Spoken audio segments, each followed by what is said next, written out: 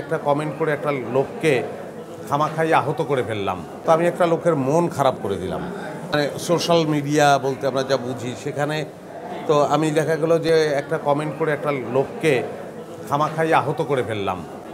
কিন্তু আমি যদি সংস্কৃতির সঙ্গে থাকি, কালচারের সঙ্গে যদি আমি থাকি, সেই অভ্যাস যদি আমার থাকে, তাহলে আমার মনে হয় না যে আমি একজনকে মানে শুধুই একটা যাচাই বাছাই না করে, বিচার না করে একটা কথা বলে আহত করে ফেলবো। আমরা মনে করি যে এতে কিছু যায় আসে না, আসলে এতে অনেক কিছুই যায় আসে। আমি জানিই না যে ওই লোকটার হয়তো ওই একটি আমার লেখা একটি কথায় তার হয়তো 1 মাস খারাপ গেল, তার মনটা খারাপ গেল, তো আমি একটা লোকের মন খারাপ করে দিলাম।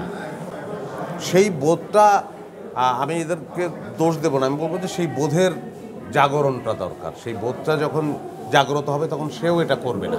তার মনে হবে যে আহারে, আমি এরকম একটা কথা বললেই না জেনে না বুঝে এবং বিবেচনা না করে তো ওই লোকটার তো মনটা খুব খারাপ হয়ে যাবে। এই বোধটা জাগ্রত হোক।